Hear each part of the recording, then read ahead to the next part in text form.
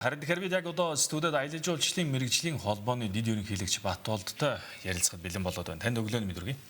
За манай танд болон телевиз үзэгч нартай өглөөний мэнд хүргэе. За баярлалаа. Тэгэхээр дөнгөж сайхан бидэнд бас ирсэн мэдээлэл бол өнгөрсөн 1-р сарын тоон үзүүлэлтээс харахад ер нь Монгол улсад өвлийн аялал жуулчлал нэлээд идэвхтэй сэргэж байгаа гэсэн ийм үзүүлэлт бол харагдаж байна л да. Тухайлбал яг 35 мянган гаруй гадны жуулч бас 1-р сар гэхэд Монгол улсад бас ирсэн байна гэсэн ийм тоон статистик байна. Тэгэхээр танай байгууллагын зүгээс ерөнхийдөө бол яг өвлийн аялал жуулчлалын тал дээр ер нь хөгжлийг хэрхэн харж байгаа бол энэ саяны бас энэ тоо яг юуг илэрхийлж байгаа талаар та бас тодорхой тайлбарлах. За баярлалаа. За эхлээд өвлийн аялал жуулчлал гэдэг талаар би товчхон хэдэн тоо мэдээлэл хүргэе. Өвлийн аялал жуулчлал гэдэг бол өөрөө энэ удирдлагын онцлогтой холбоотой юм аяллаа хэлбэр байна. За ер нь дэлхийн болон одоо Монголд ирж байгаа жуулчдын дийлэнх олон хэсэг нь бол дулааны улиралд явдаг. За тэгээ Монголд ирж байгаа жуулчдын одоо энэ тоо мэдээлэлээс харахаар өмнө одоо бид нар ковидын өмнө бас нэг юм анализ хийж үзсэн. За тэгэхэд бол сэрүүний улиралд бол Монголд ирж байгаа жуулчдын 30 орчим хувь, дулааны улиралд бол 70% нэрдэг байсан байна. За 25 оны судалгаан дээр бас бидний анализ хийж үзлээ. Гэтэл бол одоо энэ байдал бол өөрчлөгдсөн байна. Тухайлбал сэрүүний улиралд ирж байгаа жуулчдын тоо бол 40% рүү бол ойртсон байна. 39.7 орчим хувь. Тэгэхээр бол ерөнхийдөө бол нэг 9 орчим хувиар одоо нэмэгдсэн байна гэсэн үг. Одоо сүүлийн 6-7 жилийн үед. Тэгэхээр энэ юуг илэрхийлж байна вэ гэхээр бидний одоо энэ улирлын хамаарал баг зэрэгээр одоо багасж байна гэсэн үг. За нөгөө зуны одоо бидний аялал жуулчлалын идэвхтэй улирал гэдэг энэ хугацаа маань бас ингээд харьцангуй одоо жоохон сунж байгаа ийм одоо төр зэрэг бол харагдаж байна. За яг улирлаар нь ингээд аваад үзвэл бидний одоо нөгөө сэрүүний улирлаа аваад үзэх юм бол өвлийн гэж үзэж байгаа одоо 3 сартай Монголын одоо хамгийн хүйтэн 12-оос одоо 2-р сарын хугацаанд бол Монголд ирсэн нийт жуулчдын бол нэг 12 орчим хувь нэрдэг юм байна. За дараад нь бол одоо хаврын улиралд за тэгээ намар 100 гэсэн одоо ийм юугаар бол явж байна. Тэгээд нийт том зургаараа харахаар бол өвлийн улирал, сэрүүний улиралд ирж байгаа хүмүүсийн тоо бол яг нь ер нь бол нэмэгдэж байгаа ийм хандлага байна. За тэгээд энэ мэдээж их олон хүчин зүйлтэй бол холбоотой баг. За мөн дэлхийн хандлагыг бас ингээд ерөнхийдөө ажиглаж байгаа. Бас энэ дэлхийн уур амьсгалын өөрчлөлт энэ янз бүрийн одоо хүчин зүйлсүүдтэй хамаарат өвөл аялах одоо жуулчдын тоо бол ерөнхийдөө бас дэлхийн дахинд бас нэмэгдэж байгаа юм байна. За энэ нь бас нэг хүн ам зүйн хүчин зүйлтэй бас нөгөө талаас холбоотой. За одоо бол энэ аялал жуулчлалын зах зээлд орж ирж байгаа томоохон одоо юм аяллаа сегмент бол Z-вийнхэн гэж одоо манайх ярьж байна тийм ээ. Z-вийнхэн бол одоо аяллыг маш их хийдэг болж байна. За тэгээд энэ Z-вийнхний сонирхол бол илүү одоо амрах гэхээсээ илүү ийм туршлага дээр тулгуурсан аялал жуулчлалыг одоо хийж байна. За ийм туршлага дээр тулгуурсан аялал жуулчлалын нэг хэлбэр бол өөрөө энэ өвлийн аялал жуулчлалууд байгаад байгаа. Тэгэхээр энэ бол одоо хүн ам зүйн хүчин зүйл, байгаль орчны хүчин зүйл гэдэг энэ хүчин зүйлүүдтэй хамааралтайгаар өвлийн аялал жуулчлал бол одоо ингээд цаашдаа бас тэлэгдэх юм боломж бол байна гэсэн. Тэгэхээр манай улс бол өөрөө жилийн 4 улиралтай нэлээд одоо жилийн ихэнх хугацаанд бол одоо сэрүүний улирал эзэлдэг. Ингээ байгалийн одоо юм онцлогтой учраас энэ дэлхийн нийтийн чиг хандлага энэ давуу талыг ашиглаад бид нэр өвлийн аялал жуулчлалаа хөгжүүлэхэд бол одоо бас боломж бол манад бас байгаа юм байна гэж ингээ харагдаж байна. Ер нь дэлхийн нийтээр нийтлэг байдаг ойлголт бол аялал жуулчлалд идэвхтэй байдаг улсуудыг харахаар ихэвчлэн намна далайн эргийн болон одоо байнгын дулаан цаг уур амьсгалтай улсууд байдаг шүү дээ. Тэгэхээр нөгөө талаар Монгол улс бол жишээ нь дөнгөж сайхан бас 2025 оны статистикаар харахад Монгол улсын нийслэл Улаанбаатар бол дунджаар хасах 1.3 гэдэг үзүүлэлтээр хамгийн өндөр хүйтэн нийслэл жишээ нь тооцогддог. Тэгэхээр энэ бүхнээс ингээ харахад Монгол улсыг энэ хүйтний улирлынхаа давуу талыг таны түрүүний хэлснээр ер нь ашиглаж илүү энэ чиглэлдээ өвлийн аялал жуулчлалыг хөгжүүлэхэд ер нь яг онцгой тийм бодлогыг гаргасан ийм одоо зүйл ер нь байдаг юм болов уу? За ер нь сүүлийн үед бол бид нэр одоо манай энэ салбарынхан дөрвөн улирлын аялал жуулчлал гэж бас нэлээ их одоо ярьдаг болж байна. Сүүлийн нэг бараг 3-4 жилийн хугацаанд. За өмнө ч гэсэн ер нь энэ өвлийн буюу одоо сэрүүний улирлын одоо жуулчны итэх багтай улирлаа яаж одоо идэвхжүүлэх вэ гэдэг одоо өвлийн аялал жуулчлалын ивент арга хэмжээнүүдийг одоо нэмэгдүүлэх. За тэгээд төрөөс одоо ер нь ямар дэмжлэг одоо үзүүлэх ёстой вэ гэдэг ийм асуудлууд нэлээд ярьдаг байсан. За сүүлийн хийлээд байгаа одоо энэ 3 жилд бол жил болгон одоо энэ өвлийн аялал жуулчлалыг хөгжүүлэх талаар засгийн газраас за мөн дээрээс нь энэ салбарын асуудал хариуцсан одоо яамдаас бодлогыг бол бас ингээ боловсруулаад бол явж байна. За тэгээд өвлийн аялал жуулчлалд бол хамгийн их чухал зүйл бол мэдээж нөгөө дэд бүтцийн асуудал. За тэгээд нөгөө тав тухын асуудал. Тэгэхээр бол өвлийн аялал жуулчлалын дийлэнх одоо оролцогч хүмүүс нь бол хоёр гол сегментэд хуваагдж байгаа. За нэг том сегмент бол ерөнхийдөө амралтын зорилгоор одоо явж байгаа юм хүмүүс. Хоёр дахь гол сегмент бол энэ адал явдалтай эдлийн чиглэлээр ерөнхийдөө одоо энэ цанаар гулгах, сноуборд, энэ өвлийн туршлага дээр тулгуурласан ийм адал явдлыг одоо эрэлхийлэх ийм зорилготой байгаа. Тэгэхээр бид нар одоо нэг сегментүүдээ бас их сайн судлах хэрэгтэй. За тэгээд түүндээ тулгуурласан бүтээгдэхүүнийг бий болгох хэрэгтэй. Мэдээж одоо энэ дэд үтцийн асуудал бол нэлээд одоо төвхтөө одоо дулааны асуудал, тог цахилгааны асуудал. За тэгээд одоо үүнийг дагаад нөгөө цахилгааны одоо үнийн асуудал ч гэдэг юм уу те. За тэгээд нөгөө жуулчин зун шиг одоо их жуулчин байхгүй учраас энэ зардлыг бол одоо нөгөө байгууллага даахад бас нэлээд одоо юм хүндрэлтэй асуудлууд бол байдаг учраас энийг бол бас их том зургаар нь бид нэр одоо харах хэрэгтэй. За нэг 2 жилийн өмнө бол үйл ажилласан жуулчны бааз, ресортуудад бол одоо төрөөс цахилгааны үнийн дүнгийн одоо хөнгөлт өнтер бол үзүүлсэн. За энэ бол тухайл бол нэлээд одоо юм сайн туршлага болсон. За энээс улбаалаад одоо манай жуулчны бааз, ресортууд маань ерөнхийдөө бас энэ сэрүүний улиралд бас юм ажиллах юм тоон бас их нэмэгдэж байна. Одоо хувь хэмжээ нь өнгөрсөн жил одоо бид нар бас энэ байр сууцны судалгаа хийгээд үзэж байхад бол өмнө одоо 5-6 жилийн өмнө байснаас бол одоо эрс одоо өөрчлөгдсөн байна.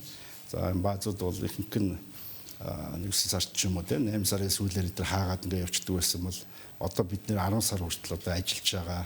За хавар одоо эрт нээж байгаа. Болов одоо нэг цөөн одоо бага хүчин чадлаар өвлийн улиралд бас одоо ажиллах гэж одоо үзэж юм ч гэдэг юм уу те.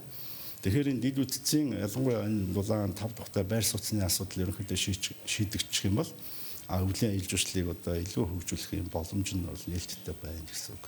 Ер нь ингээд сая бас гарсан тоон үзүүлэлтээс харахад жишээ нь 2025 онд бол 845 мянган гаруй жуулчд бол Монгол улсад иржээ гэсэн. Тэгэхээр 1 сая гэсэн тоор бол нэлээд өгч байгаа гэсэн юм үзүүлэлт харагдаж байгаа. Нөгөөдгөр олон улсад бас хамгийн өсөлттэй яваа 20 улсын жагсаалтанд өөрөөр хэлбэл аялал жуулчлалын салбарт өсөлттэйг нь орсон байсан. Тэгэхээр энэ бүхнээс ингээд харахад яг энэ одоо өвлийн аялал жуулчлалаар эрчимтэй өсөлтөж байгаа энэ өсөлтмийг хадгалахын тулд ер нь бид нэн дэргүүнд авч хэрэгжүүлэх шаардлагатай ажлуудыг ер нь танаа мэргэжлийн холбооны үүднээс юу гэж харж байгаа? Яг нь мэргэжлийн холбоо болон одоо соёл спорт аялал жуулчлалын яам хамтраад одоо энэ дөрвөн улирлын одоо аялал жуулчлалыг хөгжүүлэх одоо ийм төлөвлөгөө гаргаад одоо ингээд ажиллаж байгаа. За тэгээд мэдээж маш олон ийм хүчин зүйлүүд бол байна л да.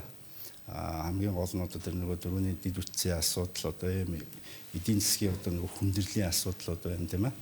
За дээрээс нь одоо тэр тав тухтай байх юм боломж нь хязгаарлагдмал байна. За нөгөө талаасаа тухайн газар очиод одоо нөгөө хийх зүйл буюу одоо энэ активити те энэ бас тийм хангалттай биш байна. Тэгэхээр бид нэр энийгээ бол илүү одоо нэг хөгжүүлэх хэрэгтэй. За тухайлбал сүүлийн 2-3 жилд манай одоо энэ хөвсгөлийн бүс за түүн дотор дархтын хотхорлоо бол дотоодын өвлийн аяллаа урсгал бас нэлээд одоо нэмэгдэж байна. Энэ жил бол нэлээд оргил одоо үедээ хүрч явах шиг байна тийм ээ. Тэгэхээр энийг дагаад дотоодын аялагчдыг дагаад тэнд одоо бас нөгөө дэд бүтцүүд бий болж байна. За жуулчны баазууд өвөл одоо ажиллаж байна. За зарим одоо буудлууд одоо энэ ариун цэврийн байгууламжийн асуудал энэ шийдэж чинь хүчин чадлаа одоо нэмэгдүүлэх чинь. За ингээд тухайн газар бол өвлийн аялал жуулчлал гэдэг одоо ийм имижээрээ Монголдо бол одоо томоохон юм зөрөөч газар бүрэн боломжтой байна гэдэг нь ингээд харагдчихлаа тийм ээ.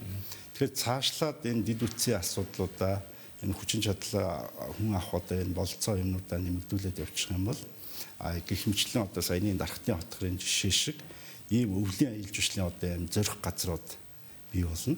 За тэгээд яг энэ тухайн зөрөх газартаа тулгуурласан аялал жуулчлалын одоо нэг төлөвлөлтийг хийгээд төлөвлөгөөтэй явуулахгүй бол эргээд бас нөгөө байгалийн өнгө үзэмж одоо энэ даацын асуудал энэ буруу төлөвлөлттэй одоо энэ замбраагүй одоо газар олгуулч гэдэг ийм асуудлаас болоод яг тийм одоо үлгэр жишээ болох үс ийм зөрөө очих газар бас болж чадахгүй байх ийм эрсдэл байж болцсохгүй юм. Түрүүний таны өгсөн мэдээлэлээс ингээ харахад зуны улирал буюу одоо манай дулааны 3 сарын улиралд бол нэлээд итэх өндөртэй байдгүй бараг жуулчдын 70 орчим хувь нэрдгээ гэсэн энэ тоо мэдээлэл байгаа гэж. Тэгэхээр яг зарлын бүтцэл мөнгө урсгалын талаас нь ингээ аваад болохоор Монгол улсад нэлээд энэ гадаас валют орж ирж байгаа тийм.